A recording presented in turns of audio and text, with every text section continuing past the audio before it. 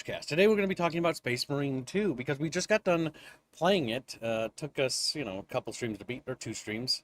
One stream for campaign, one stream for multiplayer, and we did all the PvE operations, the entire campaign, and then we did some PvP before the servers borked out on us, which was fun. Which, Like that surprisingly, part. I must say, opening statement, the PvP is actually one of the strongest points of this game, I think. I did not expect that at all. That's actually the inverse of what I was actually expecting. I was much more expecting the PvE mode to actually be the actual mainstay rather than what actually ended up happening. But today we're going to talk about Space Marine 2, and we're going to talk about how it is undercooked and underdeveloped. And it's kind of sad because I actually kind of enjoy this game, but with ignoring this particular subject would be dishonest. And I've seen far too many reviewers um, literally just say buy this game, buy this game, buy this game, which means that they're often sellouts and stuff like that. There's some things you should go in knowing about this game before you buy it, right? Some of the things you should probably know as well. Now, we're not going to talk about spoilers over much um, about the story because that's going to be for its own section. So we're going to focus more so on the game design overall. And let's just get right into the meat of it. Right when you start, you're probably going to start with the campaign. You're going to be fighting, as Space Marines against the Tyranids. And all in all, that's pretty fun for the most part. But there's one thing to point out with the immediate design of the game. It is not a single player game. That is there is a single player option. The game requires an online connection. It has easy anti-cheat baked into the game, so modding is going to be a pain, if not borderline impossible, until people figure out what specific things get that to go off. So that'll be interesting. And yeah, that's already not very good there. The campaign, you can play it solo, but it is awful single player. If you're playing it single player, you are a sad person because it is very clearly designed for three-player co-op, and the game is at its peak if you play it with three people. There is no refuting that. That's not even up for debate. Three people is what you should be playing it with, period. Because it's what it's designed for. It's a lot more fun. The NPC companions are brain dead when I messed around with them by myself. They don't really do a whole lot. They get sort of stuck on things. And this isn't just the allied NPC Marines that follow you around. This also extenuates to the guard NPCs as well. The guard NPCs will also cluster around areas and sort of just not move or not retreat from enemy targets. If you guys remember Halo CE, the Marines actually would try to dodge and get out of the way of things. Now, the guards will sort of do this here too, but they will never back up. They will just stand their ground. You could say like that's Giga Chad of them to do, right? But it's also not really, it doesn't look like they're standing valiantly. It looks like they're actually bugged out. Like, you would expect the guardsmen to shoot and backpedal when the enemy is advancing towards them. But there are often guards who are like in weird positions that just die. So NPCs aside, and that's one of the coolest things about this game. The amount of allied NPCs in some of these battles is quite impressive, like 20, 30 guard bros, and then sometimes occasionally some Space Marine auxiliaries that are not even part of your squad. That's really cool. I like the feel of that. That makes the battles feel much bigger, and that's really nice. There is sadly really no vehicle AIs. The vehicle is kind of just scripted to do whatever. Um, There Go ahead. is no vehicle. They're just a model that rolls up and fires a weapon. Yep. It's not a natural vehicle. It doesn't really do a whole lot. Like you'll see it occasionally like kill things, but upon further looking at it again, it seems like it's scripted to do the exact same thing, and those models are always scripted to die. So it's not like it's actually doing anything. This It's an sucks. illusion more than anything else. This sucks mostly because this hurts replayability. Replayability suffers tremendously in this game because the first time playthrough, you're gonna have a good time with just the visual awe. The second playthrough is when the paint and the veneer begins to immediately wear off because it is rather shallow. Unlike in Halo or other games, which are, also kind of mid, and let's be real, but like they have the NPCs actually be able to drive vehicles. They can do stuff. So there's always a unique experience every time you play it because it's slightly different. You can mount up in a warthog. You can mount up in a tank. And there are a couple of sections in this game that really feels like you should be having vehicle sections where you're driving, a tank, or maybe the game switches perspective to a guard bro in a Lehman Russ for just a moment to provide Overwatch support. So many sections that you've seen games like Call of Duty do in the past, which I know we're bringing up that, but like it just feels like there's so much more they could have done here. And one other thing that kind of is like a knife in the back for playing the campaign, the game punishes you for it, or doesn't really punish you for, but doesn't reward you. The operations and the PvP mode give you XP and rewards towards, getting new cosmetics, new things, and it's like, oh, cool. I can create my own custom space marine. I can be a Blood Raven, my favorite chapter, and I can customize Marines and paint them and stuff like that. That's new. That's nice. But you can't do that in the campaign. In the campaign, you have to, like, you can't change your cosmetics. You can't be a Blood Raven. When we tried to change stuff, we couldn't, unless they've like patched something. But that was not available to us when we were doing the campaign. And also, the campaign does not generate any experience towards the other modes or the equipment. The equipment levels up too in the PvE modes. And so it's completely gated. So you have to grind these 6 operations maps over and over again. And they're lengthy, but the 6 operation maps that are available, while lengthy, about 30 to 40 minutes, one of the problems with the operations is that they're not nearly as fun as the campaign missions. They don't have the same spectacle that the campaign missions have. So the operations feel kind of tacky, but at the same time, the operations have all the meat when it comes to mechanics. So in the operations mode, you can play the other classes. You can be the Vanguard, you can be the guy with the grappling hook, you can be the guy with the heavy Devastator weapon, so you can actually use the Devastator, because in the main campaign, you can't use any of those things at all. So a lot of those weapons and unique class abilities you're sort of locked out from in the campaign, which sucks because it hurts campaign replayability. And I do like this game, and I really want them to basically patch it in so that you can bring your custom Marines into the campaign. Like, yeah, it's not, it's Titus talking as a Blood Raven. I don't care. But I can play as, my Vanguard class with my shield and my Power Fist and start fisting some nids. Like, that's funny. Raising. Fistus. It's okay. The Power Fist is fucking awesome, and it's not in the base game's campaign. And there's also missing weapons, like the Power Axe isn't even in the game to begin with.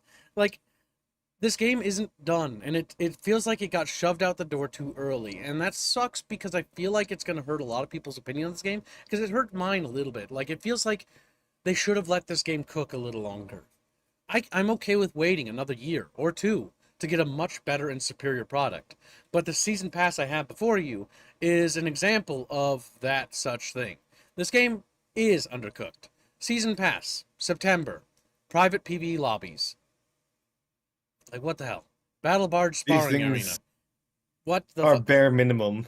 Ultra-wide support for ultra-wide monitors. Oh my god, they don't even have support. New PvE missions in the next one, and then the lethal difficulty, which isn't included in the base game yet, and then a new enemy. So did that new enemy apply itself to the overall campaign or not? And that's another question I ask myself. It's like, okay, so you're adding new enemies. I like that there's more dudes coming. There's so many things that this game should have had. Like, this game has no Gene Stealer cults, and I feel like that was a waste. Like, we're fighting the Tyranids. Where are the Gene Stealer cults? Like, we go to, like, you go to a tropical planet, go to, like, a hive planet, and there's, like, this cool hive city, and it's really cool, but there's not enough stuff there, which kind of sucks. And you're fighting, like, the spires and stuff. And I was expecting there to be Gene Stealer cults, because I'm like, oh, yeah, this is going to be where they're going to introduce Gene Stealer cults. And they didn't. And as it turns out, it's because GW charges game companies for every army they want to introduce. Which is just wonderful. So that means that the reason why there aren't orcs or Gene Stealer cults at the very least is because, well, that means the studio has to fork out more money because each one of those are separate licenses, which is just ridiculous when you ask me. So it's like, why? That's why we only have, like, maybe the certain Space Marines, and that's why we only have, like, the certain things. I'm not entirely sure how that works, but that alone is just ridiculous. They can give away your Space Marines because I believe they're all under one technical IP. Well, everything else is separated. Apparently, this is like some sort of GW, parenting structure. yeah, GW continues to just have really dumb business practices. See, it hurts the game because they should honestly have Gene Stealer cults. Because the Tyranids are fun, but it feels like they need a little bit more variety to spice them up. And I think the Gene Stealer cults would have introduced that such variety very much required. And there's like dreadnoughts in this game, and I'm not a big fan of Primaris, like versus the OG Marines. I think the Marines, at least from the 2000s, look way cooler, and I like the dreadnoughts. But that's an artistic difference. Ignoring that, there's dreadnoughts in this game, and I think it would have been really cool had we gotten to play as a dreadnought, or had we gotten to play and take control of the Baneblade. And there's a Baneblade big fuck off tank, and I love big fuck off tanks in this game. And the Leman Russes are cute, but you never get to play with them. And even when they're on the set piece, it feels like they're window dressing and they're not actually playing with you. I wouldn't even mind if we couldn't drive them if the tank would actually move forward and attack things. There's only one section in the game where you're moving alongside an armored column, and I'm not going to spoil what it is, but there's like this big battle going on, and there's an armored column, but the tanks are just scripted. They don't actually do anything. And it feels so saddening because there's so much here, but it's all just spectacle. And if you just want the spectacle and that's all you're looking for, then this has a lot of it, and it does a great job with that. I want to point that out. That's not any way a condemnation. Some of the speeches where there's a commander on top of the Baneblade holding the Cadian standard, giving an epic battle speech before they're about to assault enemy positions, and then there's other situations where there's a commissar executing guard bros. Lots of really cool spectacle things happening all across this game that are really cool to see and really immersive. The chaplain giving a battle speech. I've got issues with the chaplain, but we're going to save the story stuff. Just a reminder, my guess. The story stuff is at the end because there are some serious problems with the story, but I also understand that some people want to experience it for themselves, so we're going to move that to the last section of the stream. Meme Sinlord gives $10. Thank you very much. And so did Harla, I believe, earlier. You know what isn't undercooked and overpriced? Snoot Game. Hashtag Snoot Game. Thank you for your donation. Well, that is a very different flavor of game. But yes. And Parody, yeah. to quickly cover the price point issues, right? I did not want to buy this. I personally think $60 is too steep. Like, no game should be at $60 anymore. 50 or 40 is where game pricing should be. But that tangent aside, this was really disgusting, and I still feel fucking rancid from doing this, but I'm a streamer, and if I don't cover shit, then I am late to the party and everyone ignores me. So, yeah. But my whinging aside, that's awful. $90 for early access. Honestly, I don't even think they should do early access, advanced access stuff. Just launch the game. None of this buy it, get it fucking early access. Because what we just paid for, we paid $90. We're chumps. We paid $90 for an early access of an early access game. This game is not done. The season pass is only further proof of that. It's just not complete. It's missing core features, core mechanics that the previous game had. It's missing weapons, and it's got all sorts of bugs, which we'll get into in a bit. There's one enemy we can't talk about, even though I'm pretty sure most people know it's in the game. But we'll save it for the story section. Your because Majesty. they are introduced in this game, and they are fucking undercooked. They don't work half the time. You can watch our fucking stream if you want of gameplay where they just like stand around and like look at you. It's really disappointing. And the fact that so many people are just blindly praising this game, well, I do enjoy this game, without pointing out its deep, deep flaws, just goes to speak volumes for how bad and how quickly people have actually sold out on this issue. But yeah, this gold edition thing is bullshit. The season pass thing the season pass, in my opinion, if you're paying $60, should be included with the base game. It's basically an early access game, and calling it a season pass is just honestly rancid. It's basically just completing the rest of the game. That's what it really is. And then this is just cosmetic bullshit, just like the Macrog shit is just cosmetic bullshit. Irrelevant, doesn't change gameplay, should be kind of in the game, really shouldn't be paying It is extra for overpriced. it. Because there are, like, here's why it should be included in the game. There are no fucking cosmetics in this game. Like, barely. Like, there is enough cosmetics when you're doing the multiplayer to unlock to basically look like a different type of ultramarine. You will not be looking like a dark angel. You will not be looking like a blood raven. You will not be looking like a iron. What do you call it? The fists, the imperial fists, or whatever. Imperial Fist. Yep. Yeah. And Yep. the Iron You will Warriors. not be customizing your chaos bros because Counterpart. they have very little armor pieces. There's barely nothing to customize in cosmetic wise, even for your weapons. There's nothing. And that's why if you look at the season pass, it's all in the season pass. Because the worst part is that the PvP I think is the most fun part about this game, which is not what I was expecting and actually hurts me to say that. And it hurts me to say that because the combat of the campaign is filled with, and the game developers intend you to play on the veteran difficulty, which is what we did, which is not normal. You want to play on hard, not very hard, but just hard. That's the intended experience. And it feels relatively like it was meant to be played that way.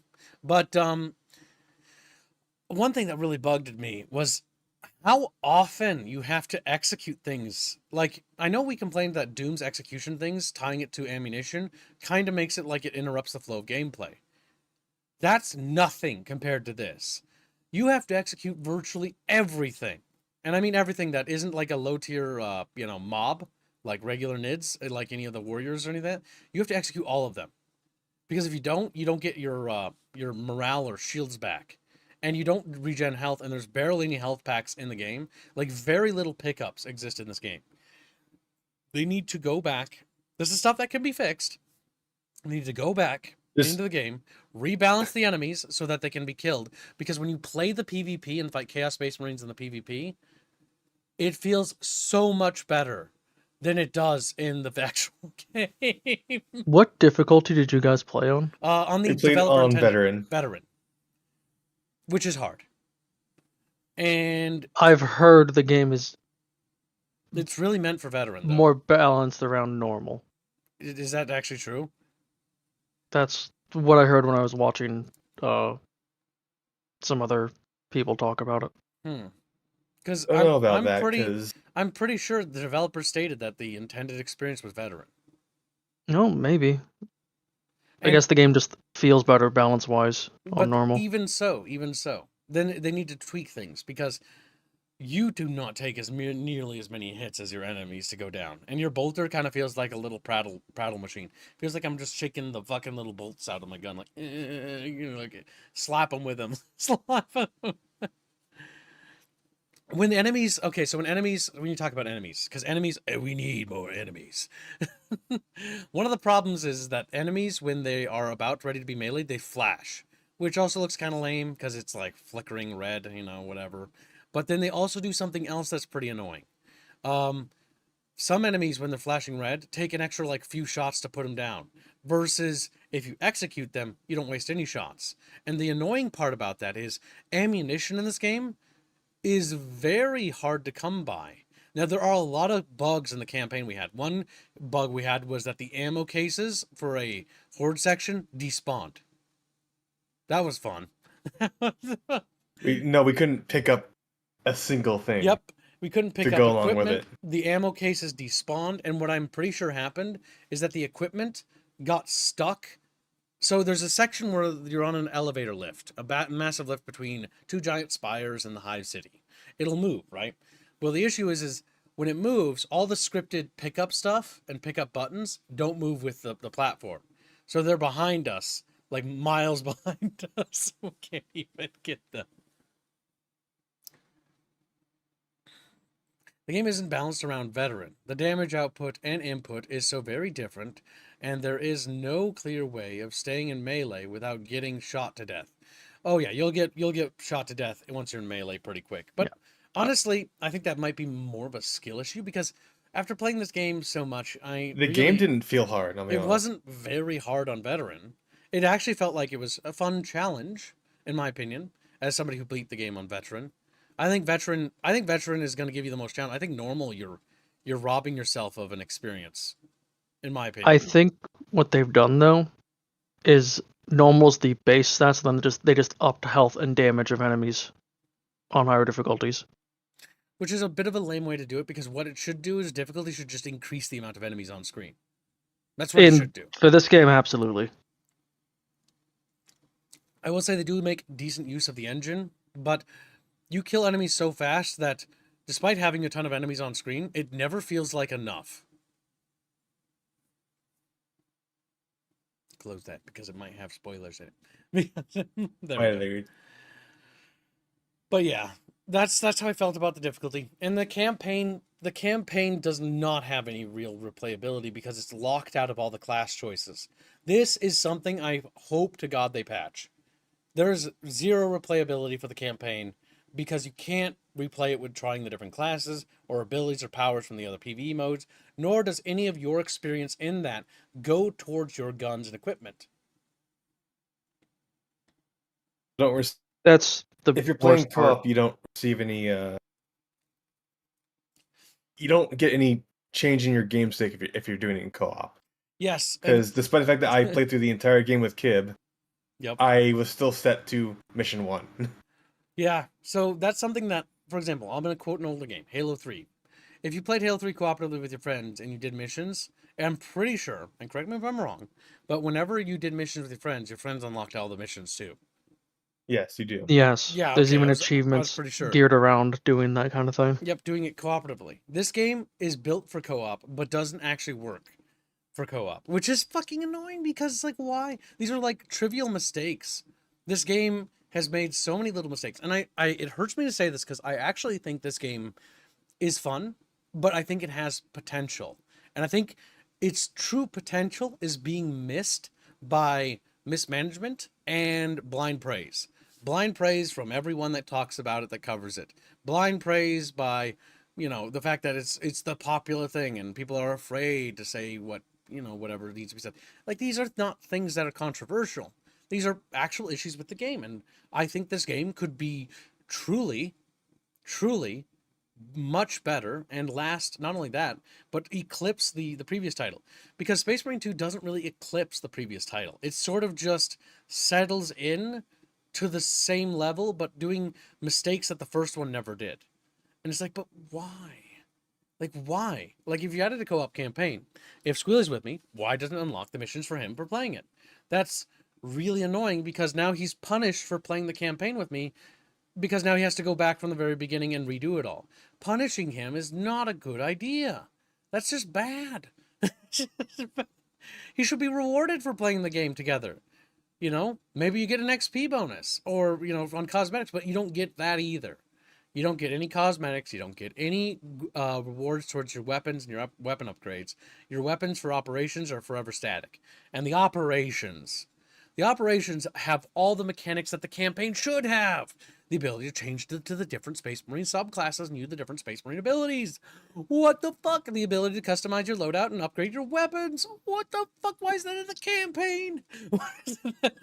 They do need to fix the bosses. However, the operations operation, are though. also missing a lot of Yeah, the operations are missing stuff too. So not as like all the mechanics that should be in the campaign are locked to the operations mode. So that's fucking infuriating. But not only that, the operations are 6 missions that take place alongside the campaign. And to be brutally honest, they add very little story that is relevant. Like, they are completely ignorable. So if you play the main campaign and you're satisfied, you're not missing anything, I'll tell you that much. But the actual operations fill in the gaps where certain things where you fight like a hive tyrant and stuff and you fight some other stuff. But the big problem, well, it's like bosses. We're not saying like what it's about. Like, you're fighting Tyranids. If you're not fighting a hive tyrant, then this game is not worth buying. That's simple as. But like, back to my point, the entire operations mode, all 6 operation missions, they're about 30 minutes apiece, so it's about a couple hours worth of content. It's not bad, nothing to sneeze at, right? But they're fucking lame in comparison to the main campaign. They don't have the same spectacle. There's one section where you fight alongside the guards, and there's like guards like doing an epic stand thing, like, which is the cool part. Like, honestly, there's not enough guards in the game, in my opinion. There's not enough guard bros. There needs to be more guard bros. They need to work on the guard bro AI. They need to make the guard bros actually like try to live, because the guard bros act as if they're Kriegsmen, and they're not. They want to live. They want to serve the Emperor and die a glorious death, not a Mongo death of just sitting as 3 dudes as a grenade lands at their feet and staring at it. Make them dodge. Make them pick up the grenade and throw it back. Like, make them do... Like, Halo 2 did that. Where, like, a Marine would get a grenade on his helmet and he'd rip off his helmet and chuck it back at the enemy. You know? That's cool. Beef up our guard bros. Make them stronger. Make them smarter. I want to see more advanced combat scripting for guard AI.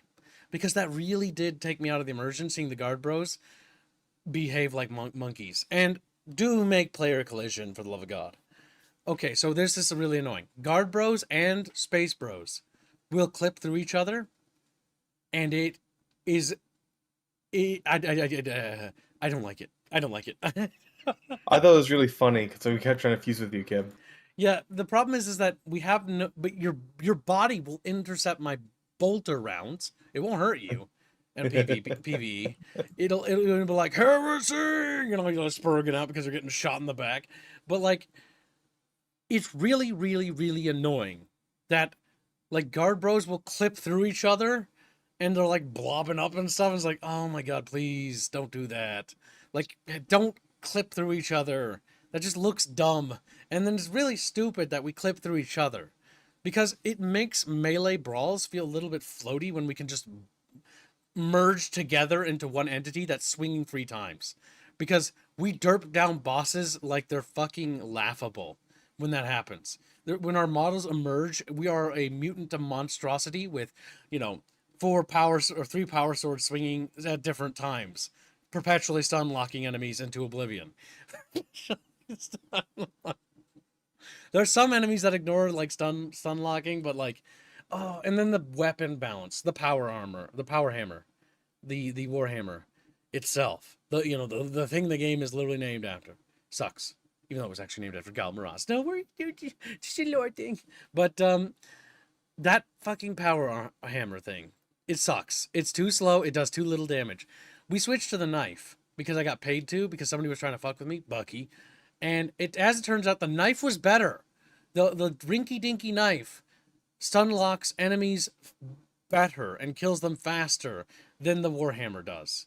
And that about broke my soul to see. The Warhammer is really good, but it's only good when you have like the 2 to 3 sections of the game that give you the jetpack, the assault pack to jump around. And I do think that's annoying. And I don't know about you guys, but I've also seen a insane amount of copied assets from StarCraft 2 in this game. Like, I'm not even kidding. Apparently that's canon, and I did look it up. But the StarCraft Marine bunker, yeah, they just copy that. And it's the exact same thing, but with like a rocket on top of it. And I have no idea how they're not being sued. I have no idea. Because I'm like, that's just the Marine bunker. It's got the little things and everything. Probably because fucking Games Workshop already got sued for it and got away with it. Yeah, something like that. But yeah, some of that was just silly. And some of the new artistic directions, I have some complaints. Now, the cutscenes, the CG is very, very good. It's very good. I believe it was done by I think it's done by the Hungarian studio that did Dawn of War. I'm not 100% sure, so don't quote me on that. But it looks like it has their fingerprint, because that Hungarian studio is always really good. If you guys remember the Dawn of War intro or the Mark of Chaos intro, that was those boys. They did a good job on those. So they're the ones that making a trailer that's infinitely superior to the actual games they make. Yeah, they do. That iconic yell. Oh! I love that. But a Thunderhammer. That's what it's actually called. I was like, I know I'm fucking up the name. I just can't remember what. It's not a Power Hammer. It's a Thunderhammer. Thank you. Gibbs, GW steals everything and sue you for even thinking about stealing from. Yes, I know they do. I know that the Rogue Trader Navigator guilds are the Navigator guilds from Dune. Yeah. They took a lot from Dune. The God Emperor. And they got away with it too. At least he's not a worm. He's not a worm. He's not a worm this time. He's not a worm. But yeah, the entire Navigator is like lots of it. That's just, little details, we'll call it. Copied. No, borrowed. They're borrowing it. There we go. But yeah, so when it comes to all that stuff, like, it's one of those things where this game does a lot of things, and it breaks itself into 3 compartments. The campaign, the operations, and the PvP mode. And it feels, when you play it and you play those things, you feel that the resources are stretched thin. They should have focused on one, or no, they fucked that. They should have spent like another 2 years in development. A year or two. A year minimum. I feel like 2 years dev time. This could have been perfect. Absolutely. But yeah, the campaign needs to be integrated with the operations. Those two things need to be tied together. The operations mode suffers from the fact that they kind of suck. All the operation missions are kind of boring. There's too many sections of the game where we're just running and in between combat counters and there's nothing there. Like, that happens way too often. Inspires the word you're looking for. Giga Twin, welcome to stream. Good to see you, buddy. Yeah, the thunder, and there we go. So, oh, go ahead. We already know it is early access. Like, the roadmap even is showing, Oh, yeah, hey, we're going to be adding adding game basic- mechanics Basic to the game features, as shit free like that. things. But then you got the paid version, the paid content that's part of that. Which is all Which cosmetic. is cosmetic, except what is the champion pack? Cosmetics, if I had to guess. Like champion armors. I would assume. Because it's champion pack, cosmetic pack, and then weapon skin pack. That's actually a good question. What the fuck is champion pack? And then in the 2025 season plan, it just says, same thing, Mhm. and then incoming transmission, which is that implying there's going to be a lore thing, or Probably more story content. is it just because I know Darktide used incoming transmission to indicate all of their little story things. The story hurts me. We need to talk about it. All right, for those people, this is okay. I'm gonna say one thing before we talk about it. The story is not good. You can sum it up really easily. It's funny no, though. don't spoil it up. Don't spoil it up. But for those who need to leave, we're gonna talk about this for quite a bit because the story is, it's funny, but it's not good. It's now for those who departed. Fired. You have departed. I'm giving you the count of 3. So thank you for joining us for the other parts. We're gonna bounce back and forth now because there's a lot to talk about here. But 1. This is a spoiler part I'm counting to 3. 1, 2, 3. Now you can't get mad anymore. So it's your own fault. I don't care if your fat little fingers took too long to close the window. I didn't The see. campaign sucks. The story sucks. Yeah. The story is just the first game regurgitated. Everything about it. Say. And fucking the worst part is the chaplain is the most annoying character in the game, and we called it way before. The chaplain is just Leandros. And he takes off his helmet, which I found out is a big lore break. Fucking A! Fuck! They didn't get, You know that They with just- Warhammer, lore they is just always don't kill off to characters. be tossed aside. They don't whenever. kill off any of the characters. There's several points where it feels like a character or a group or like one of the side squads in the operations mode should have sacrificed themselves heroically, right? They don't do that. None of them sacrifice themselves. Nobody dies. Warhammer 40k is not grimdark anymore. Nobody dies in this game. There's some unnamed dude who dies, but he's unnamed and nobody cares about him. Kiv, there were name characters that died. It was the fucking Death Watch bros. Yeah, that the nameless fucking- Death Watch bros, or the named Death Watch bros in the beginning of the fucking prologue die. Boo-hoo! They didn't matter. And the plot point of us becoming a Primaris is fucking retarded. Like, what the fuck? Like, what do you mean? He's like, oh, he's injured. We had to perform the Rubicon surgery so you could become a Primaris Marine to sell more Primaris models. My issue with the story is that the story isn't a story. It exists to facilitate the sale of more shitty, worthless plastic junk that Games Workshop sells. That's my fucking TED Talk right there. Fuck them. The best part with the entire Primaris thing, because it was just to resell Space Marines again. Oh, creatively bankrupt. They could have just said, oh, we've developed new armor and done the same thing without shitting all over the lore. Well, that's because I think Jizuki pointed it out the other day, but if you look at modern Warhammer stuff, even back as 2017, Dawn of War 3 was actively trying to undermine and destroy what makes Warhammer Warhammer. Because it's trying to make it all cartoonish and silly and turn it into Warcraft. Because Warcraft sells better. And that's true. Warcraft and Starcraft sell better and are more popular than Warhammer. That's just, it's true. And that's okay. Who cares if it's more popular? What makes Warhammer special is the fact that it is grimdark. That's what makes it unique. StarCraft is great because it's spaghetti western in space, if you've read the books. Warcraft is fun because it's just American metal, back when it was good. Now it's kind of cringe. But you know what I mean? I mean, even StarCraft's kind of cringe now, too. All these IPs have kind of fallen. But when it comes to Warhammer, Warhammer's kind of lost itself. It's not grimdark. And this game wasn't grimdark. Which is kind of weird considering what's happening. Like, there's a Tyranid invasion going on. People are dying. Of course, Chaos shows up, and it's the worst possible Chaos faction to fight. It's the fucking Thousand Suns, and they're fucking boring. They're the worst enemies in the game. It was pointed out Unironically. before. But how is Chaos even there with the Shadow and the Warp from the Yeah, because Tyranid? the Tyranids. It's like there's so many missed opportunities here. It should have been the Gene Stealer cults. And at the end of the game, they tease the Necrons because we go down into a Necron temple, and the fucking Zinch bros are using the Necron temple for their own ends or some stupid shit. Because on a fucking, what do you call it, grave planet or whatever, the tomb world for the humans, also is a tomb world for the Necrons. Ooh, real inspiring. That is the worst planet, by the It's way, a to go tomb to. upon a tomb. The last act of this game sucks ass. The minute you stop fighting Tyranids and start fighting Chaos, sucks. Fighting Chaos is about as fun as watching paint dry. The Chaos Marines aren't fun. They just don't take cover. They stand around. They, like, walk towards you. Pew, pew, pew. Put their gun up. Walk left. Pew, pew, pew. Walk right. Teleport and then do some unblockable attacks. Yeah, Yep. that's wonderful. And then they teleport, maybe do an unblockable attack because they don't get staggered and they can't be staggered because they're just fucking No, annoying. they can't be staggered. I staggered the fuck out of them. Oh my god, sometimes they are not fun to fight.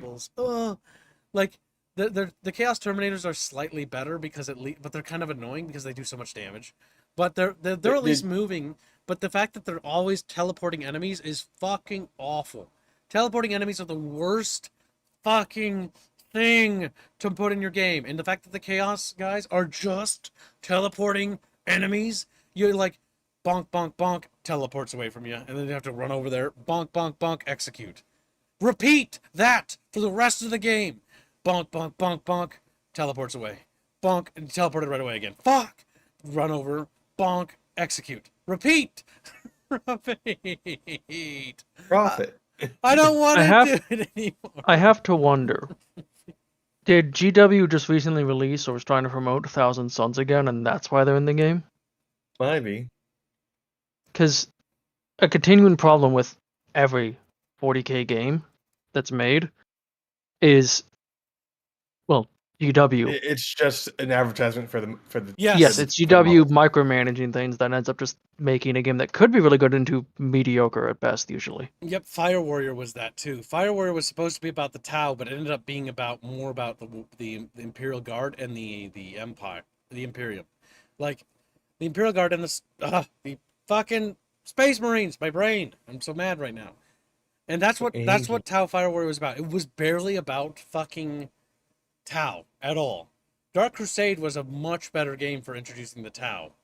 And the Dawn of War series did a better job because the Dawn of War series just made them, fully playable factions in an RTS. The Dawn of War series, in my opinion, is still the best 40k series in the fucking goddamn setting. And will probably always be. And Yes, they had one great game, and then they had a offshoot, and they had a really bad game. Dawn of War 1, Winter Assault, the campaign was iffy, but it introduced the guards, which were funny. And then Dark Crusade, Peak, Soulstorm, it introduced the Saritas, boring, and then the Dark Eldar, boring. Two boring factions, boring, snoring. But it didn't matter, okay? The mods alone make it worth getting. But either way, Dark Crusade was peak. There's no debating it. Don't fight me on that. Just accept it. Now, but cute. Initial story. So that's like what Chapter's only get saying. Soulstorm for the mods. The base game sucks. Don't fucking fight me on this.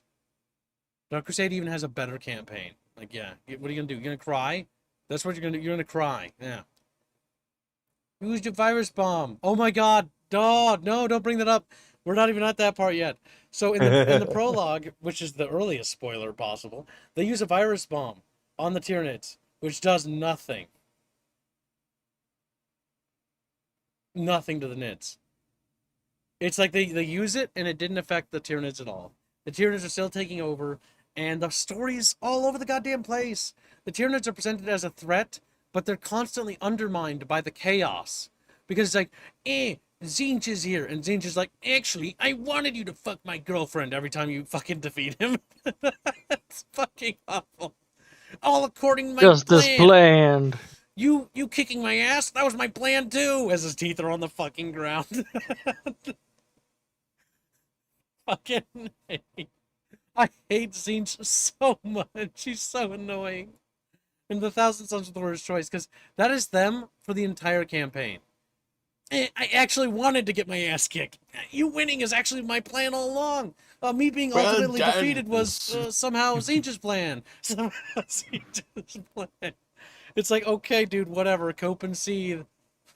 Cope and seethe. Oh my god. Oh my god. The Tyranids aren't even remotely as threatening as they should be, and the fact that the virus bomb is the opening part of the story is a plot hole. Now, apparently, allegedly, according to Bucketfish, halfway through this game's development, or early in this game's development, the lead writer was fired, and then replaced with somebody else. And it kind of feels like that, because the first part of the game is really good, and it's like building up, the Tyranid invasion, the battle on the jungle planet, and then when you get to the Hive world, it starts to go in weird directions with the story. It's like the Tyranids aren't that scary anymore, and it's not really about the Tyranids, and it's sort of like, well, what's this spooky chaos stuff happening? Ooh, spooky chaos. Because they introduced that in the first chapter, too. And it feels like chaos was sort of added on and tacked in because they had to add chaos. When it should have been the Tyranids overrunning all the planets, and then the Necrons rise from the Tomb World because they're triggered by some sort of battle that happens. And it should have been the Necrons and the Nids as your primary threats. More fun. Fuck chaos. Chaos is boring. They're just lame. Anytime the games ever do it. The only games that have ever done them well is like Dawn of War. Every other game That's I've largely played, due to LFS, though. yeah, it's because Elephas is funny as fuck. Like, he's just a funny guy. He's just a sad little dude who just can't win. just can't. Like, he doesn't do anything wrong. He's just not the one that wins. On the subject of the writer, I don't know if this was the one that got fired. I would hope so. But when the game was announced, I think she was supposed to be a lead writer, went on a whole tirade about how No, much she she claimed to hates be the it. fans. Yep. And was gonna like intentionally try to make it just like ruin the IP. It didn't really feel like it was. That's one thing I should give this game. It didn't feel like it was actively trying to destroy the setting. Now, there is diversity, equity, and inclusion bullshit in it. DEI or die, whatever you want to call it.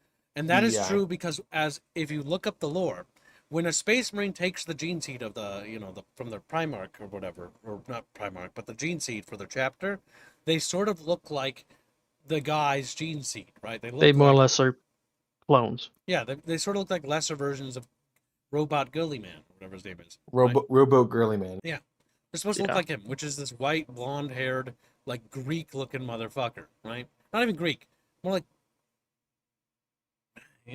Roman inspired, but actually kind of like Aryan, But either way, that's what they're supposed to look like. So if you're black, if you're Asian, if you're white, if you're, whatever, as soon as you take that gene seed, you change a lot from that. And in this game, they don't look like they're part of the same chapter. You've got black dude, Asian dude, everyone as diverse as can possibly be, and that's what they sort of did there. And it's like, okay, I mean, that doesn't really make sense because I'm pretty sure, unless the Rubicon surgery, which is the surgery to become a Primaris, changes that, I'm pretty sure the gene seed's supposed to change what you look like. It's supposed to. Your skin is also, in lore, Space Marines will actually turn black or white, I think, based on the planet. So they actually adapt to the planet. It's very dumb. It's mostly due to the salamanders, actually, that they will turn pitch black skinned and red eyed. Well, theirs is a gene seed flaw. It's retarded. It's just an excuse so that they look like they're Primarch. But yeah, them not looking similar like the Primarch at all, that's not just the problem in this game. It's worse in this one because of the forced diversity. But that was a problem in the first game too. It's pretty much always been a problem in any of the 40k games where there's Space Marine and they don't have their helmets on. Yeah. It's a section of the lore that is effectively always just ignored.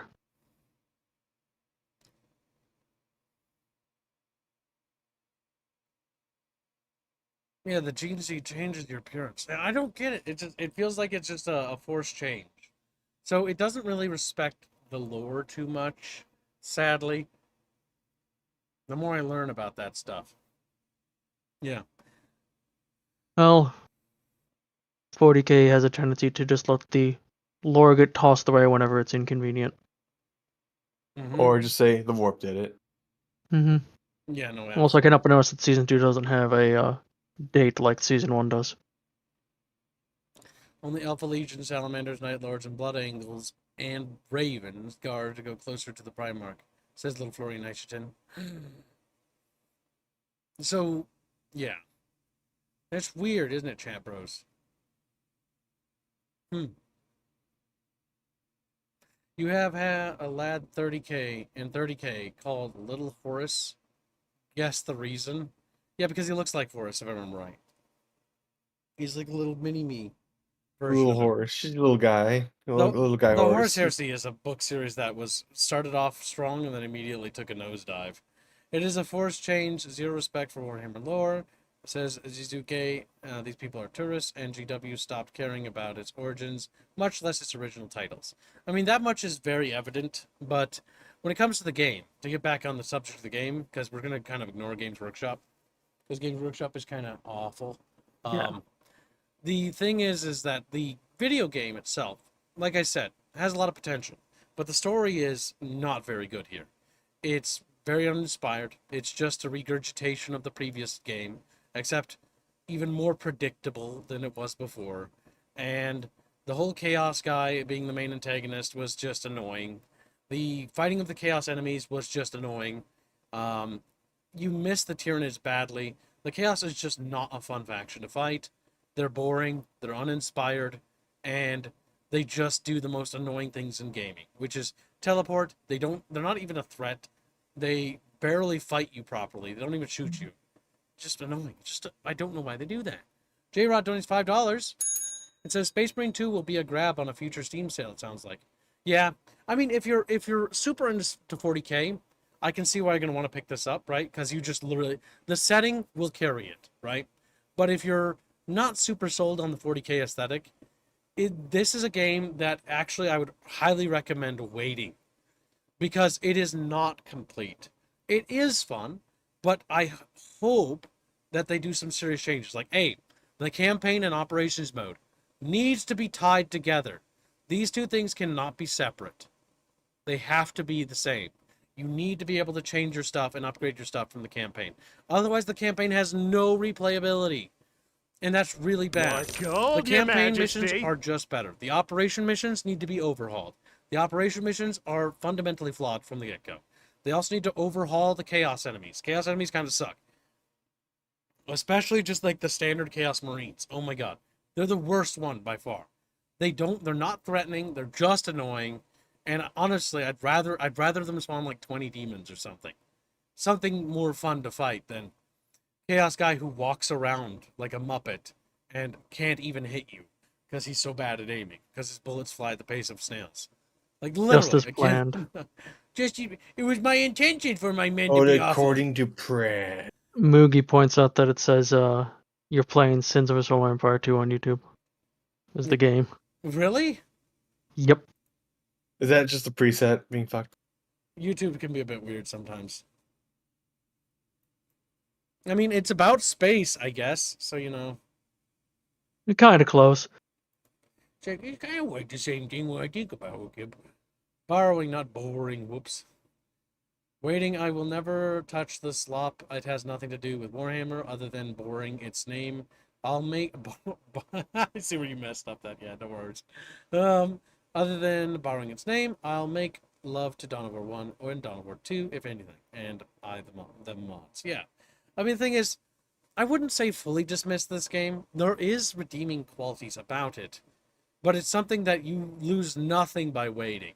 I think the thing that is ideal here. The best selling point of this game, in my opinion, isn't the campaign. It isn't the operations. It's actually the PvP. And the PvP is very undercooked and has only like 3 game modes, and there's no customizations hardly at all. The PvP is more fun than the main game, and that comes down to time to kill. Oh my god, fighting Chaos Marines or Loyalist Marines in this feels good. They should copy what they did here and put it in the campaign, because that would feel so much better. Because in the campaign, Chaos Space Marines are just spongy, annoying, and have to be executed all the time. Which is just really... And they explode in confetti. They explode into confetti, which is the most unsatisfying way to die. Honestly, the kill animations is something we need to talk about again. The kill animations interrupt the flow of gameplay. They should... The problem is they're a core fundament of the gameplay's design. Like, that's the issue. It's how you get help. They put too much work in the animations. But the problem is the animations take forever to do for some enemies, and they look really cool. The first few animations and the time you watch it are really cool, but there's maybe 2 to 3 per enemy. And while it sounds like a decent amount, by the time you're done with the 8-hour campaign, you are sick to death of seeing them. It's even worse when fighting Chaos Marines. The animations for the Chaos Marines are lower effort and lower quality than the ones fighting Tyranids, which makes me believe that the Chaos Space Marines, again, were tacked on because they had to be. It should have been Necrons. It should have been Necrons. The Chaos Space Marine should only appear in the PvE modes. Now, another thing this game launched without is without its Horde mode. Yes, the Horde mode that Space Marine 1 has is not present here. It is, again, if we go to the roadmap, I believe you'll see it actually on the roadmap itself. For Season 4! Oh my god, we have to wait forever. Oh my god, that's ridiculous. Probably at least 6 months. Probably more. See, when they say new enemy, I would actually wish that the new enemy was like Gene Stealer cults, and the new enemy would be like Necrons. But I fear that that new enemy is just one singular enemy to the game. That's what my fear is. Yeah. The operations mode really lacked replayability, in my opinion, because they're kind of boring. And the Horde mode not being at present at launch is just another confirmation that this game is not finished. It needed more time to cook. The fact that all of this upcoming content, except the cosmetics, is free is another good indicator that this is early access. The cosmetics aren't free. No, I said except the cosmetics. Yeah. I mean, because all the cool if this was features, supposed to be the game's finished and we're adding in content, they would absolutely be charging for that. The game isn't finished. Yep. Notice how in the old Space Marine, because Space Marine 1 has a couple of cool things about it. One, it's got a Dreadnought vehicle mode. Dreadnoughts are super fun and cool. And it was super fun. Not balanced, but fun as fuck, right? Dreadnought Assault is what it was called. The second thing that the first one has that this one does not is that the first one has the ability to do the Horde mode, but as Chaos instead of Loyalists. This is something they need to do.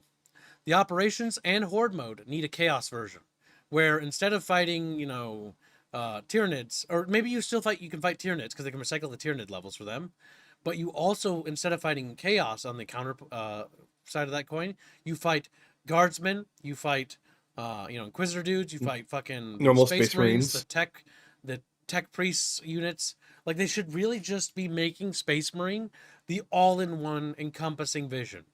The Chaos should have its own operations and story missions and stuff. That'd be cool. If they were to do a story expansion for this game, I would like it to be like Chaos Rising, where Titus chooses between staying loyal or falling to corruption and becoming Chaos, and like having a branching path. That would be fucking amazing, where you become a traitor Marine and you fucking do Chaos shit. And then you can choose the first game let you play Chaos in Horde. As a DLC, if I remember right. Yeah, but yes. it was still there. They do need to do it. And it was only one map, which is also quite cursed. Because they lacked maps in the first one so bad. But that's also because THQ at the time was going under. And so that was also THQ's final years. And before people go on about how Space Marine 1's like, oh, it's just a gem that was missed. Space Marine 1 was released alongside a slew of other games that were all better than it. And it was just a mid game at the time. But what was cool about Space Marine 1 was that it was For the first time ever, a good 40k action game, like a passable one, which 40k's history of games is, I don't know, Yeah, well, not the Yes. best. studios typically we don't have to put in a huge amount of effort because this will sell because Yep, the fanboys will people just buy buy it. it. And the Also, fanboys are honestly what hold back these games from reaching their true greatness. Go ahead. I was just gonna say, like, the things people always remember from Space Marine 1 isn't the mediocre combat or anything like that. It's the set pieces, the environments that looked like that's what really people liked when Space Marine was And the like. spice variety. Yeah, it's Yours once is again great.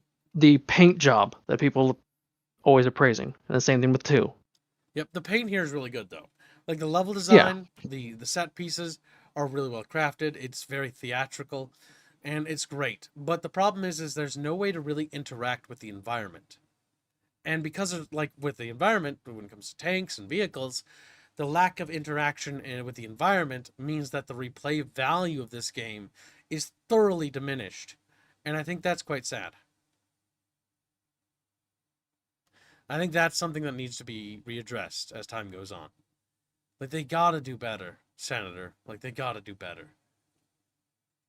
I take it 40k has not redeemed itself. Well, 40k GW is its own mess. We're not gonna delve into that because otherwise we'll be here all day. I do enjoy that you're starting to say, do better, Senator, yourself, Kim. Pretty much. Do better, Yeah, Senator. there's a lot that can be said about GW. Samson says my PC died after changing cooling paste. R.I.P. F for Samson Chatfish. I hope that it just overheated and powered down. But remember, you're gonna make sure that you do the cooling paste properly, because every time that happens or overheats, it does permanent damage to your hardware. That's not good. Yeah, Thomas speaking of that, says you're low audio wise, and that I'm loud apparently. You're loud and obnoxious. Go fucking figure. I'm kidding. I'm a joke. It was a joke. It came out meaner than I speaking intended. of how Space Marine 2 over. My PC is not amazing. It's rather like a year or two old. But it causes my PC to heat up like 10 degrees, and I had to turn the game down to like medium to low settings so that it doesn't get to 75 fucking Celsius. All right. What we need to do is to fully illustrate my point. It's time to boot up Space Marine 2 and show Chatfish exactly some of these things, because now we're getting into the detailed section. And I don't grab screen grabs because there's no point grabbing screen grabs when I can just show you some of the things and the other issues. Easy anti-cheat. Yeah, easy anti-cheat is going to... See, the fact that they're using a third-party anti-cheat is very telling, and I hate that. They really should be doing their own anti-cheat system, baking it in, and doing workshop support. Because this game with modding could be, oh boy, really cool. Like, release level editors for making custom horde missions, or custom operations from chat, or not chat, but just the audience in general who plays this game. Like, that stuff should be actually baked into the game, because that adds infinite content generation when you can actually rely on your audience to create a lot more. Because I'll tell you this, there's so little content that it feels like there's more, it needs more. Like the PvP, I kid you not, I do want to play more of the PvP. The PvP was fun, and I do want to do private lobbies with chat and play with you guys. But one of the things that the PvP desperately fucking needs, guys, more players. 6v6 is ridiculously low. It should be like 32 player to 64 players is what we should be talking about. We should have big team battles with fucking predator tanks and shit and fucking dreadnoughts. You know, that would be so fucking cool. Imagine like Battlefield style like maps, you know, or Battlefront style maps. A little bit more small, but still big. That's what this game needs. It's a little bit too Call of Duty-esque in terms of its like size and scale. So now let's talk about some of the issues here. We're going to pop into the game's lobby, and we're going to look at some of the problems that I was talking about when it comes to the mechanics and features and how they don't cross over to the other section of the game.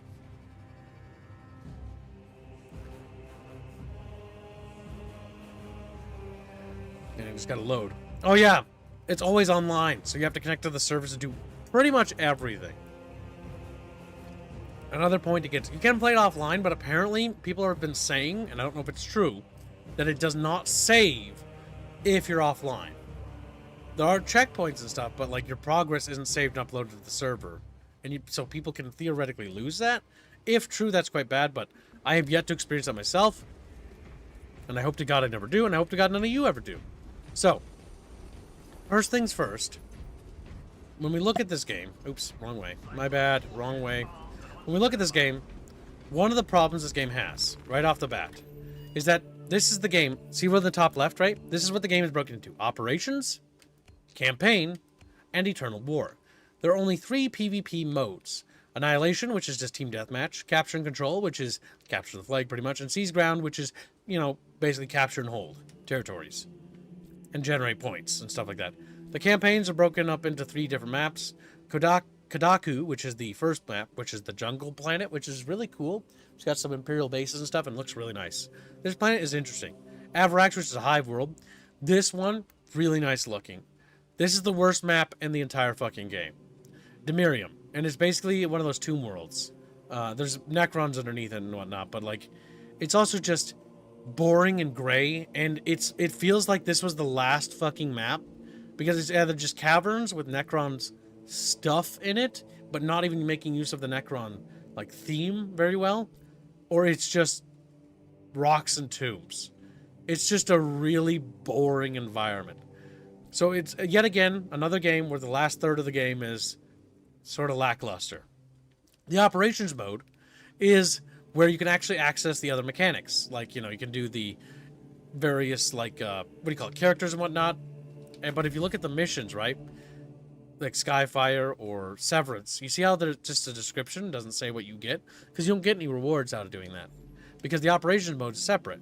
Versus here, we get 630 XP, we get 35 little gold requisitioning points, I don't remember what they do. And then we get discoverable armory data. Wait, did we only play this on easy? What?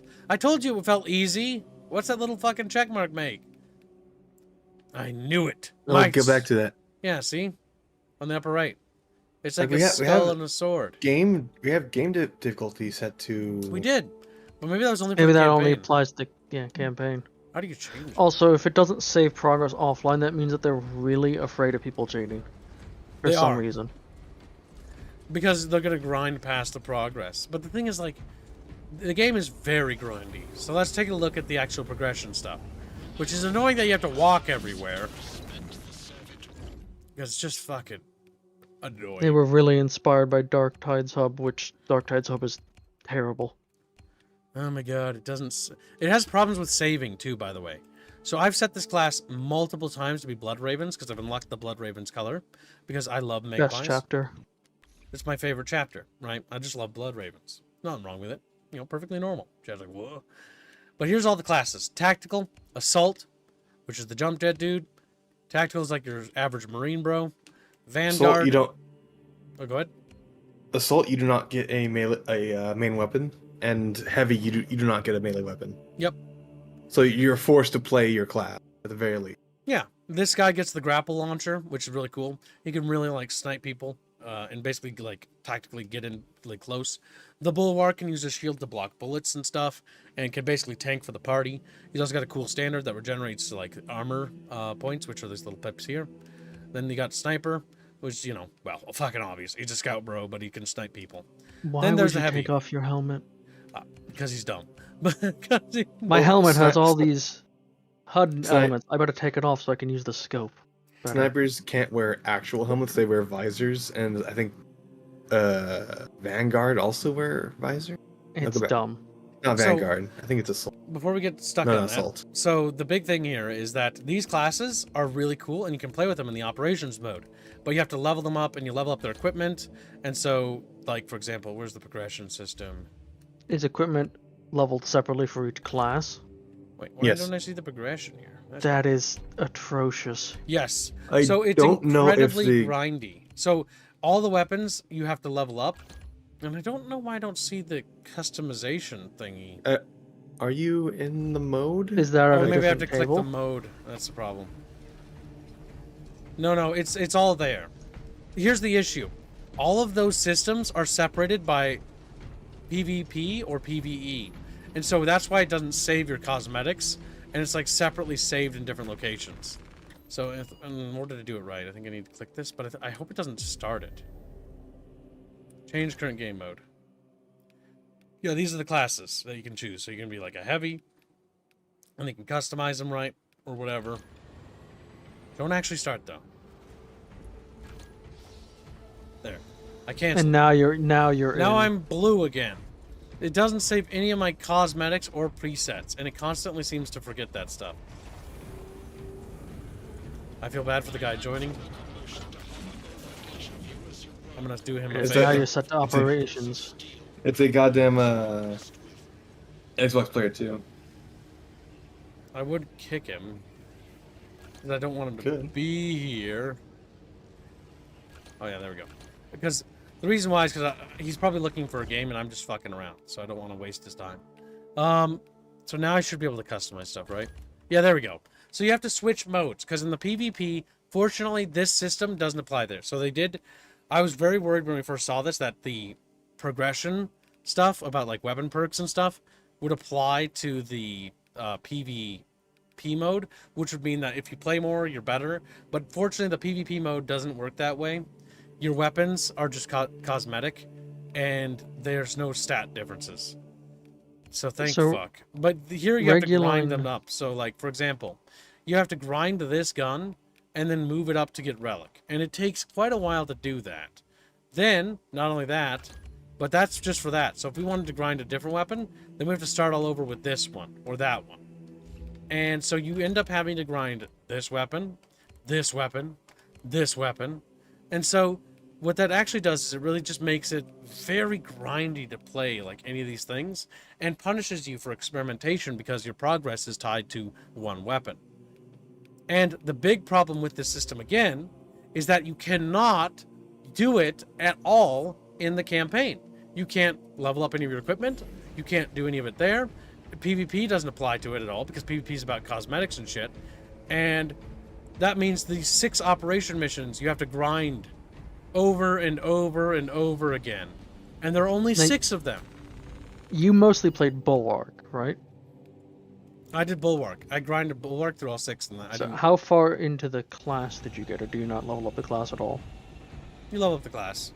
You level up the class, yes. The classes level as well as the weapons and equipment. Your weapons level and your class levels. So yeah, but I did all 6 operations as the Bulwark, and so we will now look at the Bulwark, and you can see... Reguline was incorrect. The weapons are their own separate level, and it's not... You have to level the same weapon again on a different character. But you do not... I said that. You said that it... No, stop. You have to level... That's irrelevant. So, the thing is, when it comes to levels, you just have to grind each class to get them to level 25 to unlock all their perks. And a lot of these perks are very, like, boring. Like, the banner deals a small amount of damage over time to enemies within its area effect. Most of these things just aren't very fun. It's not like you get new powers or abilities. It's sort of like little passives, or like if you parry, they're staggered a bit more. Or your plasma gun doesn't use as much heat or so whatever. Like, for example, here. After killing 10 enemies in rapid succession, weapon do not heat for 5 seconds. Cooldown is 30 seconds. That is a hyper-specific function, and it's very boring. Because please, you can teleport instead of walking main station wall. Listen, we're doing it because you gotta see how pain is, right? So the other thing is damage radius of a charged shot increases by 5%. Damage from a charged shot increases by 10%.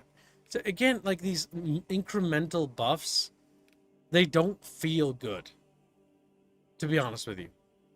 They feel bad. That's how I feel about pretty much all these buffs. It's just too incremental, and it's like not very fun to do, and that's just kind of annoying. You also have like trials that you need to do as well, and you can the trials are just like tutorializing for your class. Yep. They get you rewards to help you level a little faster, but you have to grind 1, 2, 3, 4, 5, and 6 classes, chat. And that's kind of annoying. Because there are only 6 operations with which to do them. That's my big problem with this. 6 operations is just not enough content. There's no horde mode. So the PvE stuff is super not finished. Like, it's just not... It's not ready. It's not ready at all. And that's like my ultimate problem with this, is that it's just not enough here. These 5 missions, by the way, take place during the campaign. And this is the only mission that takes place after the campaign. And the campaign, like I said, it looks like these are short, but these are actually rather long. Like, it took us 8 hours to complete the campaign. 8 hours, 15 minutes-ish. But those missions right there are fairly long. But the game falls off really hard. Sort of like on Avarax when you start fighting Chaos. As soon as Chaos is introduced, the game just takes a nosedive. Much like the first game. This is just a prettier, slightly more polished like first game again. The other thing that they need to do is they need to like, you can customize your Marine, right? So you can paint your Marine, make them look like whatever. And that's cool. But you can't customize the dudes on your ship, like the ships, or should be changed. Like, when you change chapter, it should change the actual chapter. And this is not just this ship, by the way. So, like, it should just change the paint scheme for those guys. It should change the paint scheme for these guys here. It would just be cool, because it'd be nice to be like, yeah, no, I'm a Blood Raven. This is the Blood Raven ship instead. Just do that. It's a small cosmetic change. But it's worse than just that, though. For example, the Bulwark deploys a standard as his ability. The standard he puts down is, even with the Blood Raven paint, is still just the Ultramarine standard. He doesn't actually deploy the Blood Raven standard. He just uses the same standard that the Ultramarines use. So it's again, a thin paint over it, and they didn't actually do all the detail of changing everything to actually match the chapter you chose. Which again leads me to believe that that's something they should do, and have yet to do, because they haven't gotten it done yet, because the game isn't ready. Which I do want to point out, that there are quite a few chapters. Now, the last thing we need to really point out. I don't know why it wants me to go over there. I don't want to go over there. I want to go over here. You have to go there. Oh, it's because I actually set the mode to something else, didn't I? The Blood Raven stole the Smurf standard, Kibbs. Yeah, but, you know, it doesn't really actually work that way. Oh, God. Why am I locked out of everything now? Did you switch to campaign mode or something? Yeah, why can't I go back? I don't want to do the campaign. I was just looking at Show Chatfish. Whatever. Whatever. So the big thing I was going to point out is that, again, cosmetics-wise, there's nothing in the game. And I really want to show that, because there is nothing. It's just Ultramarine stuff. And no matter what chapter you choose, it just doesn't matter. Because you're just going to look like an Ultramarine. They're planning to add the DLC, Dark Angel stuff. That's coming with the season pass rather than just something to go with the game, you know? Mm-hmm. They don't even have like some basic like cosmetics, by the way. It's just one thing. Switch game mode to proceed. Oh my god, game, I'm gonna blow my brains out. Stop it. Yeah, just switch. Whatever. Fuck up. I don't care. I don't care anymore. I just can't help this feeling anymore. Chatfish, we've forgotten what we've started fighting for.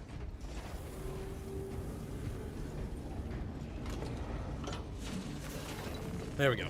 Last but not least, here, you can see the different like levels of cosmetics that you get. But these are very clearly just Ultramarines. So they aren't really, like, you know...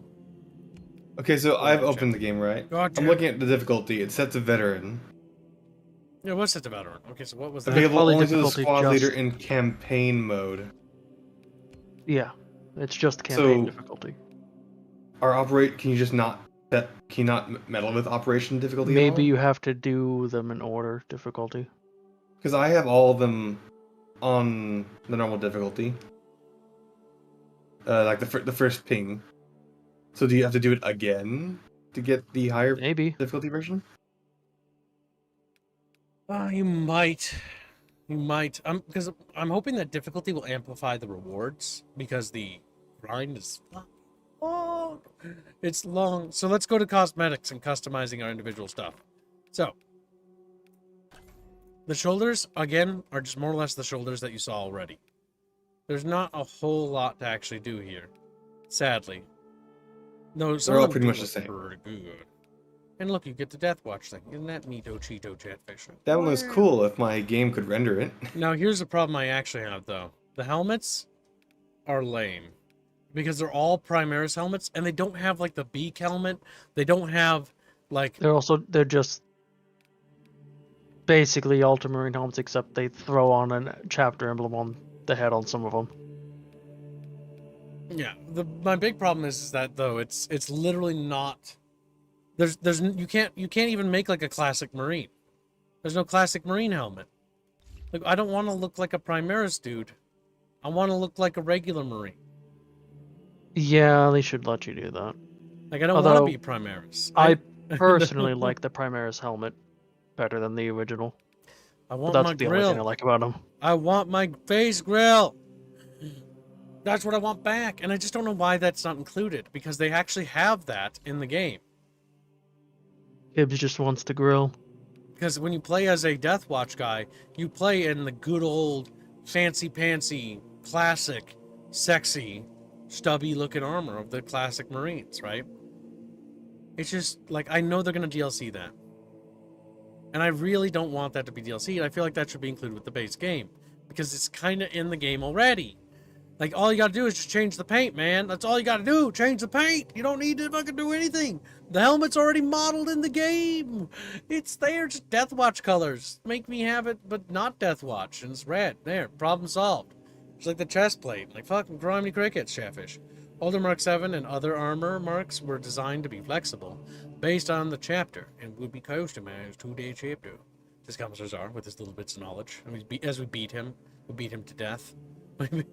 Like, the thing is, what we should see is you should be able to make whatever you want, right? You should be able to make a, we should be able to make, what do you call it? Horse Heresiera. You know. Fuck. Thunder Warrior. Fuck it. Why not? It's just a cosmetic. What if I want to play the campaign as Titus the Thunder Warrior? Would that not be fucking hilarious? Would that not be funny? For those who don't know, the Thunder Warriors are like the originators of the Space Marines. The Thunder Warriors came first, and then they were all killed off, and then the first Space Marines came. And that would just be funny. What the Thunder Warrior is like very Mad Maxy. Yes. Yes. The 40K's early period of Earth is just Mad Max, but on Earth. Because Mad Max doesn't take place on Earth. Mad Max does take place on Earth. You said it's Mad Max, but on Earth. Shut up. I meant on Terra, in the setting. Fuck you. Don't talk to me anymore.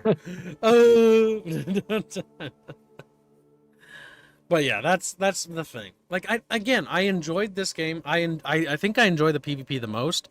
I want this game to be so much more than what it is. Because I really feel like $60 or $70 or $90 or whatever the fuck for the special edition is just not worth the asking price.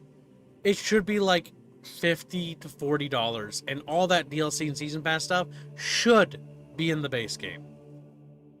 It should just be updates. Like, hey, we're launching this game. It's early access because that's what it is, developer. Don't fucking lie. The Horde mode's not done. The fucking power axe is missing. I can fist people, sure, but where's my axe?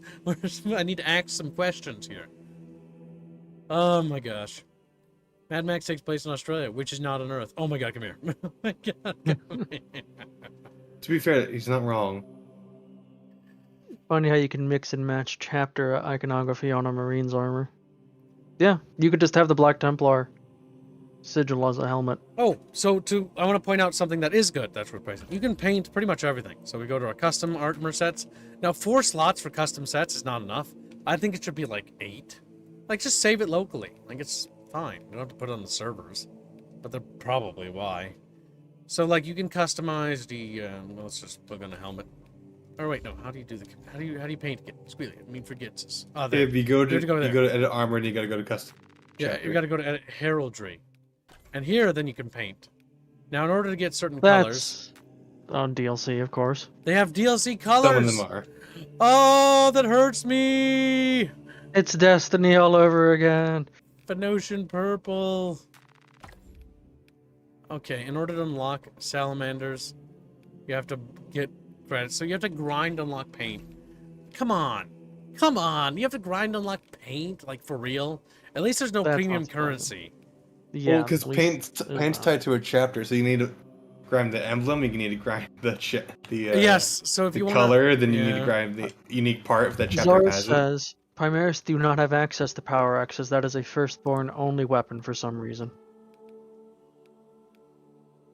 Oh my god, it's just a video game. I don't care. Give me the fucking power axe. That's retarded. Oh my god. It's a white scar, bro. But Kib, it doesn't resemble the tabletop. Who gives a shit about the dumbass tabletop and the dying Okay, fucking franchise? you can change the actual difficulty in operations mode. Okay, it's at the very top. You gotta press X to do it. Oh my god. Well, we played it. I was right.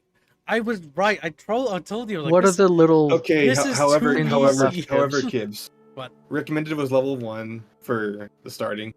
Then you go to level Oh. 5, and level 10, and then level 15 at the very end. To the left, are those filters? What do you mean? Yeah, those are That filters. And yes, rewards do change Okay. for difficulty, from what I can tell. So here is like, okay, so if you want just to unlock the paints, you got to do it. So you click on them and you're like, I want this one. It's like, I need to spend 30 to unlock that. And you got to spend like 30 to unlock that. Actually, let's just unlock a chapter for chat bros. Dark Angels. Let's start with them. So you got to spend 30 of the currency you grinded. And you got to spend 40 for the color. And you got to spend another 40 for that. And so you got to grind your happy Now ass you off. have fully unlocked the basic. Now I can be a Dark Angel. At least paint scheme. That's not including the amount of grinding you need to get the armor pieces, mind you. Or paying you have to do to actually get the armor pieces for Dark Angels. Because technically you have to pay to unlock the armor pieces. You have to grind to unlock the which paint. aren't in the game yet, by the way. They're supposed to be in the roadmap, which is Yes. a sign of early access. Oh, chat bros! Why does this game not want me to love it? I'm like trying to like, let me love you. And it's like, no! Whatever happened to the chat bros that we used to know? I don't think they have the Lamenter's basic paint scheme. Hmm. I don't think so. Isn't the Lamenter's dead? So they won't be in here. Because they died ages ago. They never got... They're blessed. They're not fucking Primaris. You know? Gotta look at the bright side, chat bros. Chat bros. I would not be surprised if they tried selling the basic helmet at some point from Mark IV Marines. The game does, ignoring the cosmetic nonsense that's here already and will just get worse with time with the DLCs. Gameplay-wise, they can easily build off this and make it really good. Yeah, they can fix it. Like, oh, there's so many missed opportunities, though, that can't be fixed. Like, for example, the missions, we'll never be able to drive the Baneblade. We'll never be able to drive any of the tanks. We'll never be able to do any of that in the campaign. And I kind of want them to, like, overhaul it. Makes me sad. Alright, so I need to switch to this to show you the last thing. So now we need to show the chaos things. Yep. You have to switch the modes and then That's it switches. just... That is terrible. Yeah, like, for example, if you want to customize your PvE stuff, you need to go and switch the game mode. And then it has to reload the map. Why do none of the reviewers talk about this stuff? Like, it just They fucking... could have 'Cause they very don't very interact easily with it. just had it. You pick operations or PvP when you're Because in when the I looked at armory. all the early access reviewers who got early review copies, I was like, alright, doing my research on this game, and then, like, they did fucking nothing. They didn't talk any of this shit. I was lied to.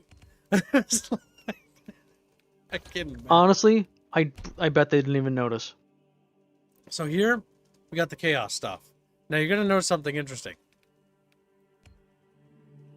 When it comes to the armor sets, we can't customize. They don't have any. Yeah. So if I... They're not finished. Like, if you, for example... I wish you could just switch to chaos just flat up. Like, you can make paint, but there's no armor set. So there's Nurgle. They've got some stuff in here. Oh, it's so fucking... UI is so bad. Just switch to chaos, period, fucking game. Alpha. Alpha Legion for fucking Snipper Bipper. And Heavy, it Heavy has to is be. for Iron Hands. I know, I just want to show them what it looks like. Because they do look cool. They're not Iron Hands. Iron Warriors. Iron Yeah, Warriors. Iron Warriors. They don't have iron hands. Yeah. So that's what they look like, but you can only customize the paint for them.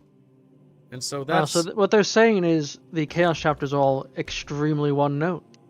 Yeah, they are. ironically. The Chaos dudes are cooler because they use non-Primaris armor. So I can get behind them. They just look better. They do look better. It's because they are better. Ah! I'm gonna start screaming. But yeah, that's the Chaos Bros in a nutshell. They are non-customizable, and they're only accessible in the PvP. And I really think that they should get their own Horde mode for Chaos and their own operations for Chaos dudes. And I think Chaos should have its own stuff. Like, there's another class that I think the PvE should get. They should actually get like a chaplain or psychers or whatever for spell casting and stuff, so you can actually use warp powers. That's what's also missing in this game. They might as well have everything when it comes to the Chaos Bros and when it comes to the Space Marine Loyalists. Because why not? Like, they should be adding more classes. 6 classes is good, but there are something missing. Like, there's no casters. And the chaplains, is the chaplain? No, librarian. I think he's a librarian. Correct me. I get the names wrong for this, Chan. You gotta help. Librarian, I believe, is the psyker. Help me! At least it was with the Chaos Sorcerer is the sorcerer, so they should get a sorcerer. So they should get 2 class. No, they should get 2 more classes in total: a sorcerer / librarian and a tech priest, or tech marine / heretic marine. What about a chaplain? They should get that too. It's in the chaos equivalent for that, because that's missing. Like, it needs a little bit more. That'd be the ward bearer chapter. Oh yeah, they don't have a healer. No, good point. An apothecary, 4th class. That's 4 classes that are missing. That could be the chaplain. If they give him that, but the apothecary should be kind of separate, because an apothecary is a bit different. Yeah, true. A chaplain's like a debuffer and a buffer. Yeah, that's more like it. And the sorcerer or librarian's like an actual spellcaster and attacker. The chaplain should be support, and the apothecary should be a healer. Unfortunately, I didn't see anything on that roadmap About indicating classes. that they'd be doing anything that was. It's just cosmetic stuff and maps. Now, the developers did say they were open to feedback, but I don't think we as the bucket have that much pull. It requires the entire community to start echoing this kind of statements. I don't need to say that's what we said. Their feedback is probably only on the Discord as well, is the usual trend these days. Which is not a good place because they gatekeep out any free thinkers usually. Mm-hmm. Reverse gatekeeping against big thinkies. Chaos do have a chaplain equivalent, says Czar. The resident lore I'm playing nerd. an operation to see how the AI fares, and they're awful. They don't execute anything. Yeah, you have to do that. You're the main character. Man, we get some crazies on Rumble. Look at that one. Yeah, I saw. I'm not interested in you. Okay. Chat. So we multi-stream to YouTube, Twitch, and Rumble. And sometimes the crazies always appear on Rumble. Is like, I'm Fox King, married. If I wanted to listen to an ungrateful twat, I'd just talk to my wife. Not dope stream, bro. Bye. Goodbye. What? I think he might be trying to find a different companion in his life. Tragic. He has the whale icon, which means he's donated before. I'm not gay. But Squealy is. Under the bus. I'm not gay. True. Under the bus you go. Don't lie. He's extremely closeted. Do not actually lie about that. That will get us in trouble. Yeah, no. Well, no, I won't lie. That's a joke. We're joking. Let's find a joke. Yes. So quit being baby. It was Reggie. Norm MacDonald, wasn't it? I still remember the guy on Twitch asking gay girl and then getting mad you didn't see it. Oh yeah, that happens. There's that one, like, this happens sometimes where people DM me and like they ask me out or whatever, and it's like, no, is my answer. It's like, A, I don't date my audience members. It's fucking weird. B, I'm not gay. I may have a female avatar because you guys paid for it. I'm a man. Some people are fucking freaky on the internet, man. It's actually kind of sad because we realize how lonely some people are. But that's important that you just got to remember that. It's okay. You'll get there. Hang in there. My nose itches a little. All right. Well, that wraps up pretty much everything I have to say about Space Marine 2, unless anyone else has to commentate further. Oh, my nose itches so fucking bad. But yeah, my overall synopsis. The game is fun. I think the PvP mode is really fun. I want to play it more, but I would rather... Like, there's not a whole lot to do right now in this game. And it feels undercooked. Like, anytime we do anything in the PvP, it just... Like, after we get the XP and stuff, like, as Chaos or whatever, it's like, there's nothing to spend anything on. Like... Hey, Kib, did we fight a neurothrope in the first operations mission? I think so. I'm getting my ass kicked by one, because I can't... My companions are useless. Oh, the AI companions are basically dead-brained. Or are you playing with people? It's McKibs, says George. It's McKips. Wow. I'd fund a What Wayland do you- RP. Well, why don't you, Polly? It's $200. You could have your Wayland. By the way, that's a placeholder name. I hope you know that. Because I've not worked on the people of Galay yet in the lore. I have ideas for them, but I use placeholder English names for now. Until I can finally get back to working on the linguistics. There's so many names I have to overhaul, chat. God help me. So what I'm hearing is we're gonna write the terrestrial lore faction book in Astrian. Got it. I'm not going to write it in Astrian. I just need to rework, because I use placeholder names from our language. Because when writing, it's faster to just write the lore, and then language is its own thing. You can tackle later. It's like, okay, well, what was the history of the naming? Was it a person named, Frank? Because people aren't named. The big thing when it comes to writing lore is that, in my setting at least, when it comes to naming people are not named for what kind of character they become. They're named by what their parents think they will be, or something that carries meaning with that. More realistic. I don't like fucking chosen one, and then he becomes chosen one. Like, that's fucking stupid. I'm John Chosen One. How are you? Pretty much. Zar says Boring. I can help you, Kibbs. You want me to tickle you? He's like, yes. Also, on the topic of 40k and What? the setting as a whole, just as a reminder for chat, the Dawn of War Unification mod fund has started. That's true. An ongoing fund for a series for Dawn of War, Unification Wars mod. If Chatfish would like, they can donate towards it. True. Now, can chat still donate to a specific faction you play? Yeah, they can. Always. You were saying GW only takes feedback from Discord? I don't know about James. I don't think Games Workshop does. We're talking about the dev studio. Yeah, they gatekeep the fuck out of me. I went on there. I don't even touch. I'm pretty sure GW only pays attention to their form, I think. and yes, they and they're- gatekeep that. Yeah. The problem with forums is forums are often gatekept the wrong way. They gatekeep out people with ideas about mechanics, and they only incentivize people with political opinions to come on. So their entire design has a political commissariat in terms of its design. That's like Total War forums. I used to be on the Total War forums quite a bit, but it became so sycophantic. Like, it was simp, yes man, yes sir, do whatever the fucking dev said. Not, let's point out the fact that unipathing still doesn't work, or maybe that, the DLC policies are a bit questionable. Or maybe we should, get more bang for our buck. More Maybe gold, that's Your why your Majesty. fucking games kind of suck and nobody wants to buy them and you had such low viewership. Or maybe don't attack your modding community because they mod games. Because they make mods you disagree with. Let the modders just mod whatever they want. They're not hurting anyone. Leave them be. They attacked this one Asian modder because he was modding in what he called sexy waifu. They just made cute anime girls or whatever pictures. That was Total War, wasn't it? Three Kingdoms. Yeah.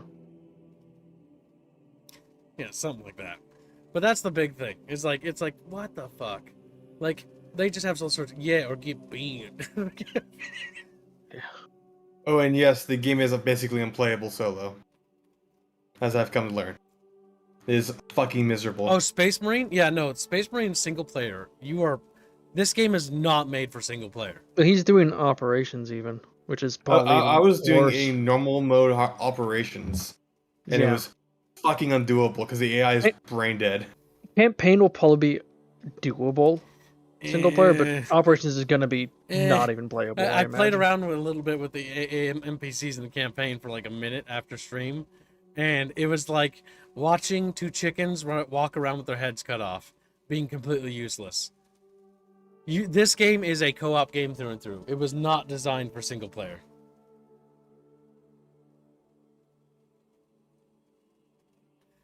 All right. Well, either way, I think that nails down pretty much all the things we have to talk about when it comes to what's this game called? Space Marine 2. No. Spice Girls 2. So, we have got another stream on the docket for today. Today we're going to be doing the Veil Riders RP. Now, Veil Riders will be doing character creation We're not today. doing the RP. We're doing the character creation. Yeah, character creation. Don't mix those up. Character creation takes place today. So we're going to be doing that next and prepping that. And if we get through that with time, we'll do another stream after that as well. But it really depends. Because I got to hit up the grocery store before we start the Veil Riders character creation stream. So yeah, we'll also be discussing some ways that chat can actually influence the RP stuff. But that's going to have to be down to Squealy. And there'll be a separate room that'll be created for the GM and Chatfish to coordinate together. We'll be discussing that in great detail as we hash it out together as a group and as a community. Either way, Chatfish, thanks for hanging out for today's Bunchcast stream. I've got another stream scheduled, and I'll be scheduling that on Rumble as well. And we'll be back in about an hour or so, because I'm just going to go get some groceries. Because we need more food. My food is almost gone. All right. See you in the next stream, chat. Goodbye. See ya.